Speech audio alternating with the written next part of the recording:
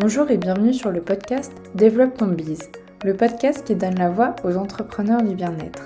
Retrouvez chaque semaine une nouvelle personne qui viendra nous parler de son business, de l'idée au développement. Je vous laisse maintenant avec notre conversation.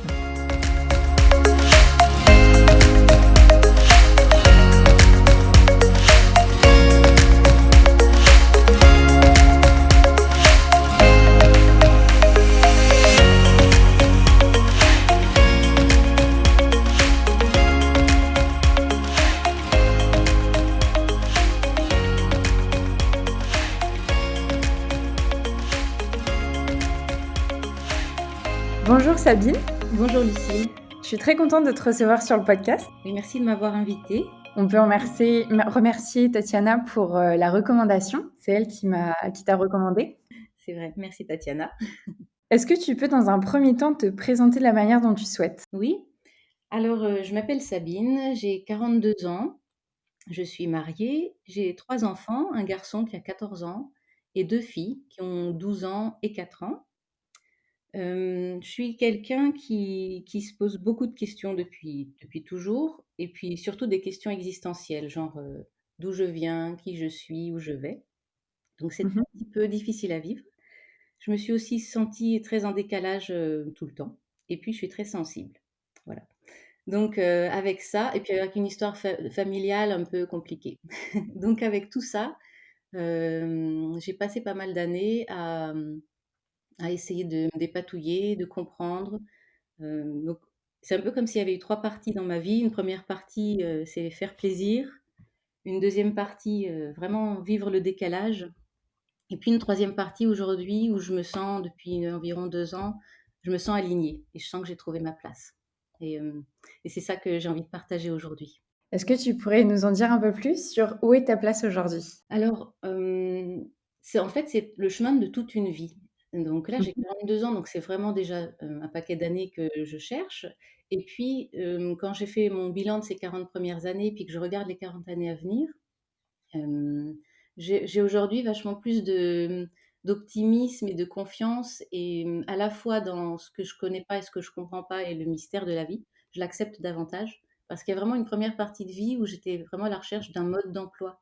J'avais l'impression d'être arrivée sur terre et de rien comprendre à ce qui se passe, de rien comprendre à moi-même, de rien comprendre aux relations, de rien comprendre aux règles du jeu. Donc il y a eu une grosse partie de recherche. Je suis quelqu'un qui aime beaucoup la vie intellectuelle, je ne sais pas comment le dire autrement. Donc j'ai beaucoup lu, j'ai beaucoup réfléchi, j'ai beaucoup parlé, j'ai beaucoup cherché, j'ai assisté à des conférences, j'ai fait des formations. Vraiment, il y a vraiment une quête en fait, une quête personnelle. Mhm. Et puis aujourd'hui, je me sens, j'ai l'impression que, comment dire, à notre époque, là, le développement personnel, il est très répandu. Maintenant, les gens connaissent ce domaine d'activité. Beaucoup Ouais. de gens font des démarches personnelles de santé alternative, de médecine douce. Donc, on commence à comprendre le lien tête, cœur, corps. On commence à faire de la place aux émotions, on commence à comprendre ce que c'est les hauts potentiels, l'hypersensibilité, etc. Donc il y a un contexte dans lequel je peux davantage m'épanouir. Et c'est ce contexte, entre autres, en plus de ma recherche personnelle et de ce que j'ai vécu, qui me permet de me sentir alignée, en fait, avec qui je suis. D'accord. Est-ce que tu pourrais revenir un peu sur ton parcours, peut-être les différentes formations que tu as suivies et quel était ton métier avant? Qu'est-ce que tu fais aujourd'hui? Oui. Alors, j'ai fait une classe prépa aux écoles de commerce, j'ai fait une école. Donc plutôt des études où il faut réfléchir et où il faut écrire. Bon ça m'a énormément plu parce que j'adore ça, réfléchir et écrire. Hem, j'ai profité, tout au long de mon parcours scolaire des occasions qui m'étaient présentées pour faire des choses, différentes et nouvelles pour sortir un petit peu de la ligne droite. Je suis pas du tout quelqu'un qui va en ligne droite, en fait. Donc des exemples, eh bien, par exemple, j'ai fait un stage au Liban. Voilà, je suis pas allée en Angleterre ou aux États-Unis, j'ai fait 2 mois au Liban. J'ai fait aussi, ma dernière année d'études à l'étranger. Je suis allée en Australie. Voilà, il y a plein de gens qui rêvent d'aller en Australie, d'y vivre et d'y voyager. Bon, bah, moi, je l'avais fait à 19 ans, à 20 ans, c'était fait. J'ai étudié là-bas. J'ai fait aussi une année, au lieu d'enchaîner les 3 années d'études supérieures, j'ai fait, une année césure, donc j'ai travaillé en entreprise pendant 1 an. Donc voilà, ça c'est un peu mon parcours scolaire et puis donc j'ai commencé par des emplois, en entreprise, hem, mmh, dans le domaine de la gestion de projet, donc gestion de projet informatique. En fait, j'ai fait une école de commerce mais avec, une dominante, nouvelles technologies de l'information et de la communication. Donc aujourd'hui, on dit les métiers du digital. D'accord. Avant, on disait les NTIC. Ce qui m'avait attirée dans cette formation, c'était justement le côté novateur, innovant, tourné vers l'avenir, quoi. Ça, Ouais. j'adore.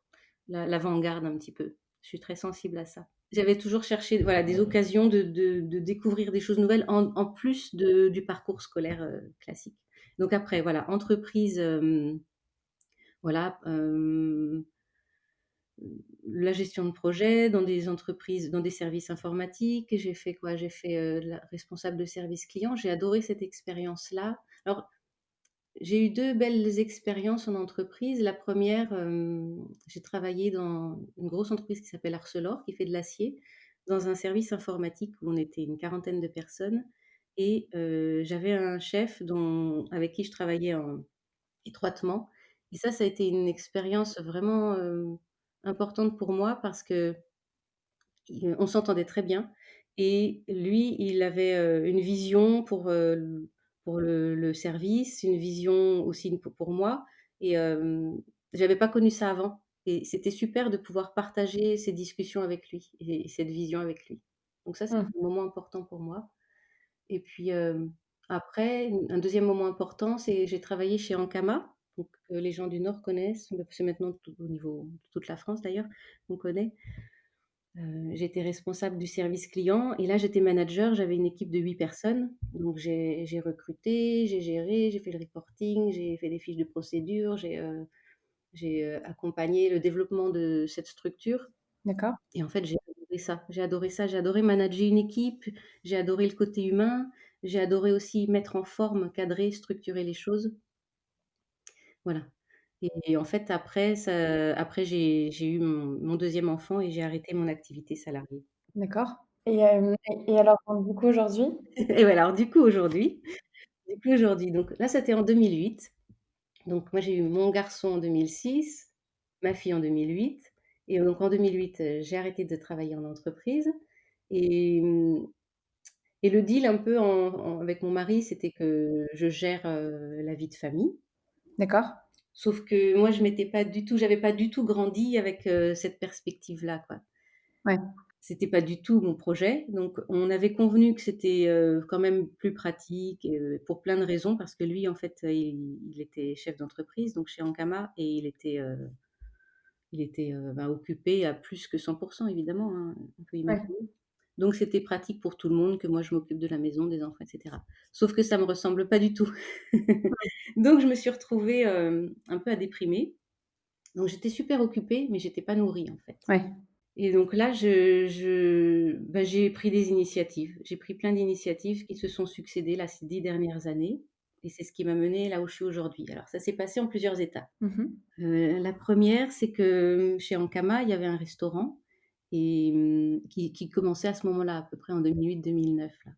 Et donc moi, je me suis, comment dire? Je me suis donné la mission moi-même d'organiser des expositions dans ce restaurant. D'accord. Exposition d'art contemporain. Donc, de la peinture, de la photo, de l'illustration, des planches de bande dessinée, plein de choses comme ça D'accord. et j'ai fait ça pendant 3 ans et c'était extraordinaire. Alors qu'est-ce que ça m'a appris cette 1re étape-là? Donc moi j'étais bénévole, hein, et puis j'étais maman en même temps. Mmh mh. Heu, ça m'a c Pour moi, on est en 2009 là et moi je suis née en 78 donc j'avais, 31 ans. 31 ans et ça a été la 1re fois de ma vie que je me suis sentie fière. Yes, OK. C'est fou, hein? C'est fou parce que j'avais fait plein de choses, j'avais un diplôme, j'avais fait plein de choses avant, mais là, d'avoir fait ça, je me suis sentie fière de moi parce que personne ne me l'avait demandé, personne m'avait dit comment le faire. Mmh mh. C'est moi qui mettais le rythme, j'étais, comme un chef d'entreprise, sauf qu'il y avait pas d'entreprise. J'étais chef de projet, quoi. Mmh mh. Et là, j'ai grandi, quoi. J'ai vraiment eu le sentiment de passer une étape, de passer de la petite fille à l'adulte. Yes. C'était une étape importante. Et puis après, au bout de ça a duré 2 ans et demi, 3 ans. Sur la fin, je sentais qu'il y avait quelque chose qui me manquait. J'avais envie de plus de sens parce que, ben, j'exposais, mais il y avait pas trop d'autres, intentions que faire connaître le restaurant, faire connaître les artistes, Ouais. prendre du plaisir aussi. Mais c'est déjà super comme, objectif, mais, pour moi, c'était pas suffisant. Mmh. J'avais envie de quelque chose qui ait plus de sens et du coup, je me suis impliquée dans l'école de mes enfants qui commençaient à grandir et puis, j'ai rejoint l'association des parents d'élèves et hem et j'ai créé un groupe de travail autour du développement durable D'accord. et du coup pendant, ben, pareil 3 ans, j'ai animé ce groupe de parents et en rapport avec l'école, avec, le conseil d'administration de l'école aussi et les enseignants, les élèves. On a mené plein de projets d'éducation et puis de sensibilisation et puis d'actions concrètes aussi autour du développement durable. Mmh. Et puis j'ai monté un dossier, qui a été soumis à un jury parce qu'on est entré dans une démarche qui s'appelle Éco-école. Éco-école, c'est, une démarche qui existe au niveau international, qui est, un outil d'accompagnement des écoles pour les aider à mettre en valeur leurs actions au niveau du développement durable. OK. Donc j'ai monté ce dossier dans lequel j'ai recensé, ben, toutes les actions qu'on avait menées pendant ces 2 années et puis on a obtenu le label, Éco-école pour l'école. Donc une autre fierté. Ouais, carrément. Une belle fierté, ouais. À la fois le label, puis à la fois le vécu de ces 2-3 années. En fait, qu'est-ce que j'ai appris là, pendant cette période-là? J'ai appris que, bah, plein de choses sur la vie le travail, la coopération, en fait, et la collaboration et cette fameuse phrase-là: «Quand on est tout seul, on va plus vite, mais quand on est plus nombreux, on va plus loin». Mmh. Donc ça, je l'ai vécu à ce moment-là et puis de retrouver du sens vraiment dans ce que je faisais. Et puis ça a été aussi un pied à l'étrier vers la vie dans laquelle je suis aujourd'hui. Pourquoi? Parce que c'est à ce moment-là que j'ai découvert l'association Printemps de l'éducation. D'accord. Le Printemps de l'éducation, ça a été créé par Antonella Verdiani, si je me trompe pas, qui est italienne et son cheval de bataille, c'est retrouver la joie d'apprendre. On trouve sur internet des TEDx, où elle parle de la joie. Mmh. Et cette association, le Printemps de l'éducation, c'est là que j'ai vraiment découvert, la psychologie positive, la parentalité positive, la communication non violente et puis j'ai rencontré plein de gens extraordinaires, dont Tatiana, dont on parlait au début. Yes. Et puis là, j'ai été bouleversée, en fait, parce que j'avais eu donc cette première fierté avec les expos, ensuite le travail collaboratif, une deuxième fierté avec, Éco-école et puis là, tout à coup, je découvrais qu'il y avait un monde, un univers juste à côté de moi où on pouvait être non violent, où on pouvait être bienveillant, où on pouvait être sensible et ça m'a bouleversée, en fait. Ouais. Et donc je suis arrivée là où je suis. Alors comment je suis arrivée là? Dans tout ce que j'ai fait, alors je vais pas donner il faut pas que je remonte trop loin parce que j'ai envie de raconter plein, mais hem, en fait, j'ai fait un atelier, créatif D'accord. avec Emmanuelle Roche, qui est, maintenant une amie et qui est certifiée en journal créatif, donc comme moi et c'est par elle que j'ai connu cette formation journal créatif et cet outil. D'accord. Et là, pareil, une claque. On fait l'exercice, on est, je sais pas, on est une trentaine dans la salle, Emmanuel donne une consigne, tout le monde, fait l'exercice et puis ensuite on affiche, toutes nos œuvres, sur un mur. Et moi, je lève les yeux, je vois, la variété des 30 dessins qui ont été réalisés et en fait, à nouveau, je suis bouleversée parce que je me rends compte que moi, j'avais compris la consigne d'une manière et que je l'avais appliquée comme une bonne élève que j'ai toujours été là, très précisément, exactement comme j'avais compris et tout et je lève Ouais. les yeux et je vois la diversité. Il y avait pas 2 dessins pareils, il y en avait aucun comme le mien et ils étaient tous, enfin la plupart étaient très créatifs, très imaginatifs et moi j'avais trouvé que, j'étais restée très basique en fait. Mmh. J'ai réalisé que voilà, on pouvait, comprendre les choses tous différemment, tous de façon unique et qu'on pouvait tous s'exprimer d'une façon unique. Mmh. J'ai pas pensé tout de suite devenir animatrice de journal créatif parce que j'étais vraiment dans un cheminement personnel et puis j'étais dans les projets éco-école qui étaient très nourrissants pour moi Mmh. et puis, c'est venu il y a pas longtemps en fait. D'accord. Alors je peux raconter ça? Comment c'est venu justement? Voilà. Comment? Comment je suis arrivée vraiment concrètement là? En fait, avec mon mari, on avait eu l'envie depuis des années d'aller vivre à l'étranger en famille. OK. Donc en 2018, début 2018, on s'est dit: «Bon allez, on le fait». Notre petite, elle avait, 2 ans, donc on commençait à voir un peu plus le jour. Heu, Lui, il travaillait plus chez Ankama, il avait clos certains dossiers, compliqués. D'accord. Et on était à peu près libres, quoi. On avait clos plein de choses, voilà, et on s'est dit: «On le fait, on part». Donc on a envisagé plusieurs pays et puis finalement, on a opté pour un pays européen où c'était plus facile d'émigrer et puis ensuite de revenir aussi régulièrement en France. Donc on est parti vivre en Italie pendant 2 ans D'accord. et ça, c'est vrai, tous ceux qui voyagent, tous ceux qui s'expatrient le disent, quand on quitte son pays, bah, on prend du recul sur plein de choses. Et puis on change son regard sur soi, on change son regard sur ses relations, on change son regard sur sa culture. Mmh. Donc là, c'était super, je l'ai vécu vraiment comme ça, j'ai pris du recul et puis j'avais pas d'intention, hormis l'intention de vivre, l'expérience à fond, l'expérience de la vie à l'étranger à fond. Et puis, j'ai, moi j'ai créé un jeu de cartes d'intuition qui regroupe, des phrases clés qui m'ont soutenue dans ma vie, dans mon développement personnel. Donc tous les ans à Noël, je participe à un marché de Noël pour vendre mes cartes d'intuition et donc en Italie, mais j'ai fait ça. J'ai rejoint un groupe de femmes créatrices et puis j'ai vendu mes cartes et puis je les avais traduites en anglais, en italien, elles étaient aussi en français, donc j'étais fière aussi là et ça a super bien marché. Et puis, on arrive fin décembre et en fait, moi, je me dis: «Mais c'est ça que j'aime, quoi». Ce que j'aime, c'est que les choses, elles convergent entre, la beauté, tu vois? Les belles illustrations, les couleurs, les motifs, les paillettes, tout ça. Le sens, le fait que ça ait du sens, que ça aide à comprendre, à se comprendre et à comprendre le monde Mmh. et puis que je puisse exprimer vraiment qui je suis et puis que ça serve, aux gens, quoi. Voilà, c'est un petit peu les quatre axes et puis du coup, je me suis dit: «Mais en fait, le journal créatif, ça fait exactement le job». Tu vois? Et on est en fin 2018 et j'ai connu le journal allez, on va dire en 2013. Il s'est passé 5 Ah ouais. 5 ans entre les 2. 5 ans où j'ai fait plein de choses, où j'ai découvert plein de choses et expérimenté plein de choses et du coup, j'étais pas arrêtée sur le journal et puis là, tout à coup, fin 2018, je me dis: «Mais en fait, le journal, il y a tout qui converge là-dedans, tout». Mmh. Je me suis inscrite, 1er janvier 2019, je me suis inscrite à la formation et aujourd'hui, depuis mai 2020, je suis certifiée, j'ai le diplôme d'animatrice, avec le journal créatif. D'accord. Alors, est-ce que tu pourrais nous expliquer un peu cette méthode, du journal créatif? En quoi ça consiste? Comment ça fonctionne?